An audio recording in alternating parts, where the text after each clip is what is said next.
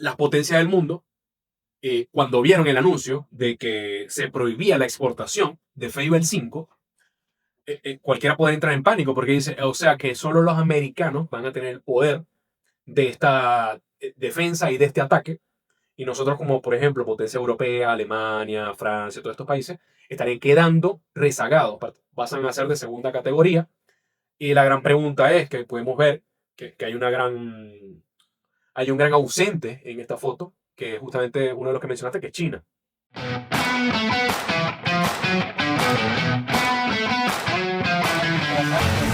Bienvenidos nuevamente a su podcast favorito, Sapiens versus Tech. Y el día de hoy, ¿de qué vamos a estar hablando, Juan Antonio?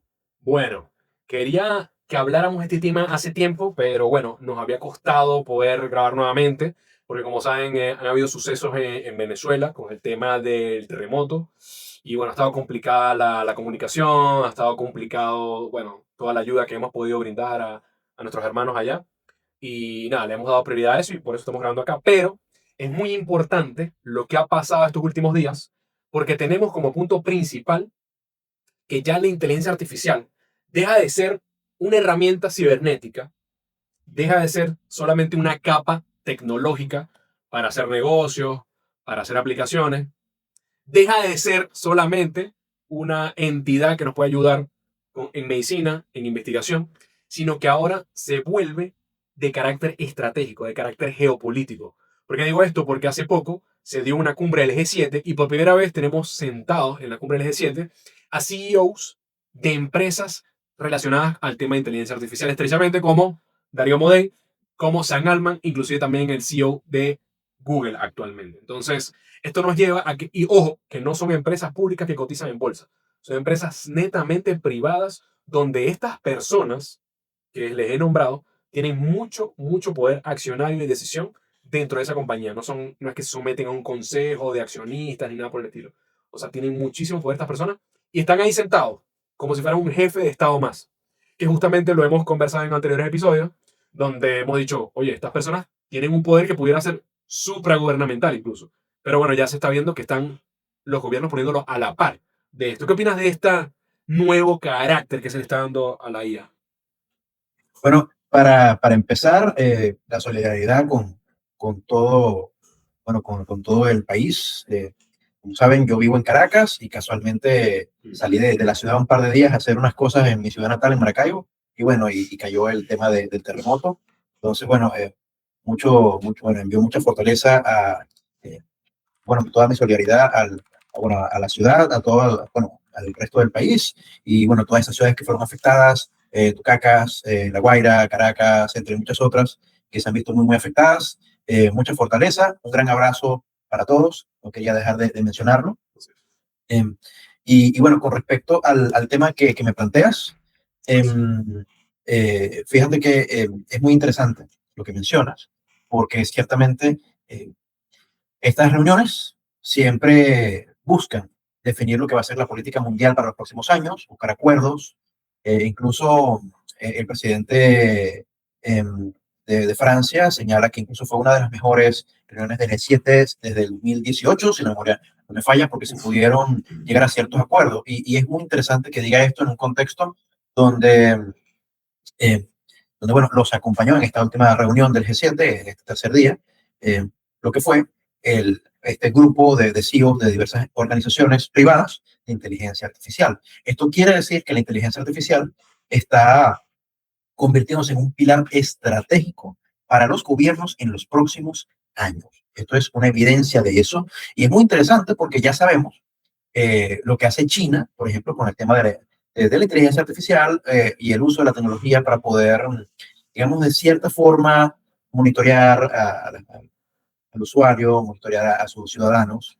Por supuesto, la mentalidad de China no es la misma de nosotros, que la que tenemos nosotros en Occidente.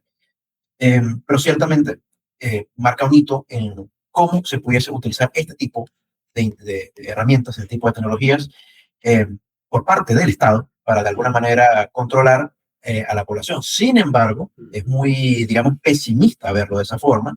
También tenemos que recordar, digamos, el norte de este tipo de reuniones del G7, donde vamos a buscar siempre el crecimiento económico. Y por supuesto, la inteligencia artificial es una herramienta fundamental para este desarrollo económico de los próximos años. Bueno, por todo lo que ya sabemos, el tema de sustitución de empleos, entre otras cosas. Entonces, quiero pensar que más que utilizar la IA para, para vigilancia, por ejemplo, de alguna manera, recordemos este antecedente que tenemos en Estados Unidos con respecto a utilizar la inteligencia artificial de Anthropic, ¿verdad?, para usos militares.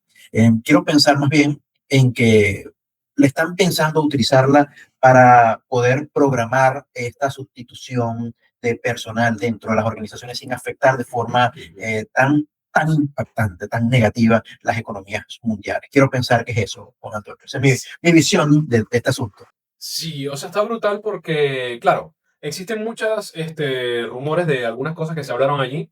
Por ejemplo, o sea, hay que recordar que no solamente que se está poniendo en tela de juicio, o sea, mejor dicho, en una prioridad alta a la inteligencia artificial, sino que se está poniendo la inteligencia artificial en esta prioridad también a raíz de lo que ha acontecido en el tema de ciberseguridad, donde tenemos que esta IA ha sido tan potente que podría vulnerar código de distintas empresas, y esto nos puede llevar a ataques en bancos, nos puede llevar a maximizar ataques en distintas plataformas importantísimas para la humanidad, inclusive de servicios básicos como electricidad, eh, y un largo etcétera allí. Entonces, hay ese tema, y obviamente también las potencias del mundo, cuando vieron el anuncio de que se prohibía la exportación de Fable 5, cualquiera puede entrar en pánico porque dice, o sea que solo los americanos van a tener el poder de esta defensa y de este ataque, y nosotros como por ejemplo potencia europea, Alemania, Francia, todos estos países estarían quedando rezagados,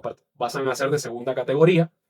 Y la gran pregunta es que podemos ver que hay un gran ausente en esta foto, que es justamente uno de los que mencionaste, que es China. O sea, China no se reunió con ellos allí, y esto también nos da que pensar que se están marcando claramente cuáles son los ejes geopolíticos y los bandos que podrían estar marcando el destino de la geopolítica en los próximos años, donde obviamente las potencias europeas van a decir, ok, los americanos llegaron a esto y ya sabemos más o menos que los chinos pueden estar llegando en 6 meses, un año a este tema.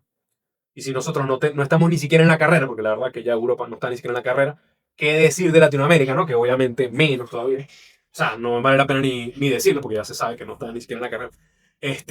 No tienen poder para competir, tienen que aliarte. Nosotros como en Latinoamérica tenemos que ya tomar bando también y decidir aliarnos, obviamente, bueno, con el lado occidental, que es el que más comparte costumbres, códigos éticos y todo eso con nosotros. O sea, básicamente no hay forma de que podamos compartir códigos éticos con China, porque ellos tienen una visión del mundo, y no solo del mundo, sino cosmovisión muy distinta a la del mundo occidental. Entonces es difícil que podamos llegar a algo tan fundamental, a asociarnos en algo tan fundamental como la inteligencia artificial, y yo creo que ahí es donde marca eso. Y se dice que una de las cosas que pudieron haber estado conversando es, ¿será que ya a este punto es el límite que podemos ofrecerle a los usuarios como nivel de inteligencia artificial? Dado que lo siguiente, porque llegamos a Fable 5, pero en un mes vamos a tener algo 10 veces más poderoso, en otro mes algo más poderoso, en otro mes algo más poderoso, ¿y a dónde vamos a ir?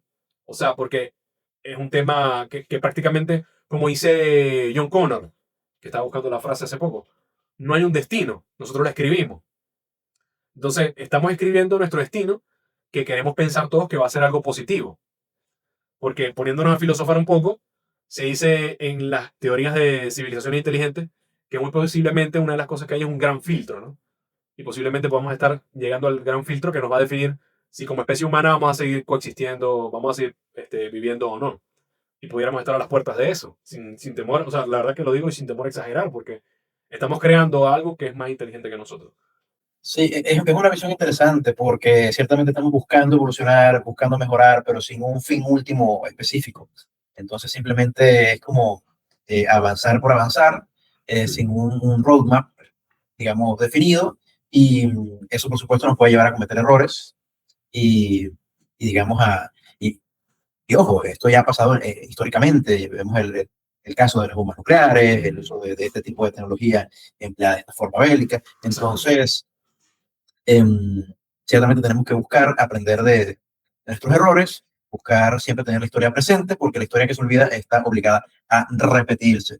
Así es. Bueno, Entonces, con respecto a lo que estabas mencionando de China y todo esto, mira, considero que es un poco triste que no podamos alinearnos en todo esto, porque ciertamente el fin prácticamente es el mismo para realizar, digamos, ciertas tareas que son bastante similares. Entonces, eh, ¿qué te puedo decir? Es bastante lamentable para mí, me sí. parece, por lo menos personalmente, que no podamos ponernos de acuerdo en un fin último, porque ciertamente si los países estuviesen trabajando juntos, por lo menos los punteros en inteligencia artificial, sabemos que China y Estados Unidos, te aseguro que ya hubiésemos llegado a la AI hace un buen rato. Sí, posiblemente. Y uno de los ejemplos que mencionaste de la bomba nuclear o la tecnología nuclear, que hace un tiempo se esperaba, o sea, recuerdo cuando yo estaba en la universidad, y se esperaba que este tipo de tecnología nuclear iba a ser como que la panacea, o sea, simplemente íbamos a poder tener una energía prácticamente infinita que pudiéramos utilizar para todos los fines y nos iba a llevar a una evolución como especie y un cuento largo. Pero, obviamente, esto se topa con la realidad de que es muy peligroso. Hubo múltiples accidentes a lo largo de ese tiempo. Estuvo el accidente de Chernóbil, hubo también uno en Japón, y así han habido varios que nos hacen pensar que evidentemente no es una tecnología que puede estar en las manos de cualquier país, que tiene que pasar por regulaciones, pero claro, agarrar y decir, yo como gobierno controlo algo físico, algo más tangible como la energía nuclear, es más fácil que poder restringir un avance tecnológico a nivel cibernético, ¿no? Yo el caso más parecido que veo es, estuve investigando, que es con la criptografía. La tecnología criptográfica, hubo un momento que en un gobierno de Estados Unidos se quiso prohibir porque representaba como una especie de arma de espionaje, se le dio esa Cuando Thor, etiqueta. sí, es la historia de Thor. Ajá. Sí. Se le dio esa etiqueta y al final el tipo lo que hizo que agarró su código, lo colocó en un libro y esto pudo llegar a traspasar las fronteras de América como tal. Entonces, ¿qué pasa? Que al final este tipo de avances, su destino final es que terminan llegando a las manos de todos. Entonces, ¿cómo lidiar con esto? Fíjate que es un poco, te tocaste en una tecla muy interesante y yo creo que hemos tenido ejemplos en la historia de, digamos, de este tipo de filtros como el que acabas de mencionar de la historia de la criptografía.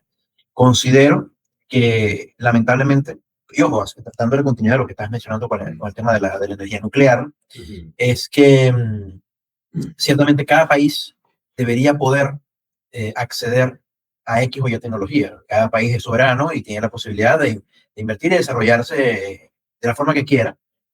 Y ciertamente estas regulaciones deberían venir de una suerte de ente internacional como podría ser la ONU, pero sabemos que no siempre sucede de esta forma, por lo menos y bueno, no, quizás lo que diga es un poco polémico, pero ciertamente el tema de que sabemos que históricamente Estados Unidos ha tenido una posición un poco, digamos, controladora, por llamarlo de alguna manera, ante ciertas posiciones, y sabemos que Estados Unidos tiene un poder interesante en, digamos, eh, digamos, la forma en la que los países pueden o desarrollan cierto tipo de tecnologías, o incluso puede filtrar o detener el uso de cierto tipo de tecnologías, tanto dentro de su propio país como en el exterior.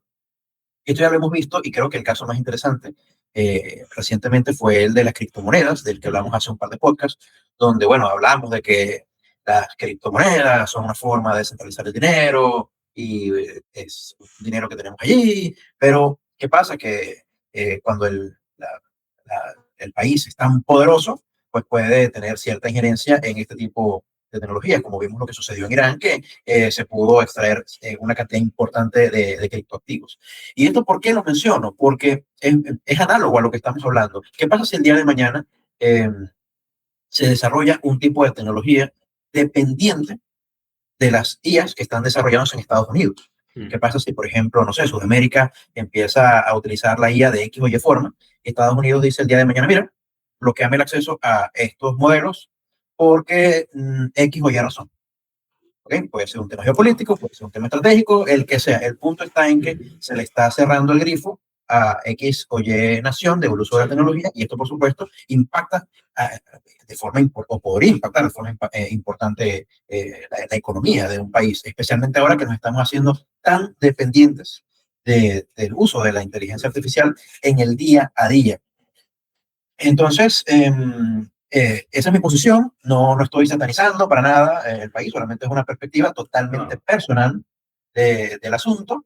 Eh, pero bueno, espero pues que no lleguemos a esos extremos. Sí, o sea, siempre hay un tema de que, sí, como tú dices, o sea, hay gente que se ha salido queriendo hacer su propio armas nucleares y todo eso, y ahí les ha caído como tal el peso de la ley, el peso de la policía americana, ¿no? Que lo ha impedido y ha estado en contra de eso. Y al final, las regulaciones sirven siempre que haya alguien que tenga el poder, o un gobierno que tenga el poder para hacerlas cumplir. Porque si no hay consecuencia, entonces el día de mañana, como bien sabes, o sea, alguien crea una tecnología de inteligencia artificial, por decir algo, y la empieza a utilizar con un uso malicioso, y llega a los niveles del Fable 5, porque en unos años, de repente Fable 5 es código, el código abierto llega al nivel de Fable 5, o sea, por decir algo, o sea, al final no sabemos a qué tanto vamos a llegar a nivel tecnológico, cómo lo podemos frenar. Y entonces, lamentablemente ahí tiene que haber una intervención de, o sea, ya deja de ser una guerra tecnológica y se convierte en una guerra de poder. O sea, porque al Sí, final... y ojo, tienes razón, y disculpa que te interrumpa, porque tienes toda la razón, Dale, yo no te dale. voy a decir que no. El detalle está en que no debe ser un país Mm, el que te filtre, sino un ente claro, elegido o seleccionado o definido o creado para ese fin. Porque si no, ¿quién filtra al país que tiene el poder? claro, claro. Sí, o sea, tiene que haber una reunión de naciones, pero recientemente Donald Trump se está mostrando un poco más receptivo también a conversar estos temas con otros países, porque hace poco se quiso hacer una cumbre de naciones donde querían tener una postura más conservadora con respecto a la IA, sobre todo viniendo de Europa, que querían, como diciendo, mire, vamos a darnos una pausa, inclusive un comunicado de científicos que dijeron, vamos a dar una pausa de 6 meses para organizarnos, para ver cómo va la cosa aquí, pero Estados Unidos dijo, no, o sea, eso me puede hacer perder mi ventaja competitiva y yo voy a seguir adelante, o sea, es como que al final el que pone las reglas es el que domina el mercado, ¿no? O sea, el que domina el mercado pone las reglas, mejor dicho. Entonces, Exactamente, ellos es están así luchando por mismo. eso. O sea, es una guerra, literalmente. Una guerra. Y cuando hablamos de regulaciones, ese tipo de poder no debe existir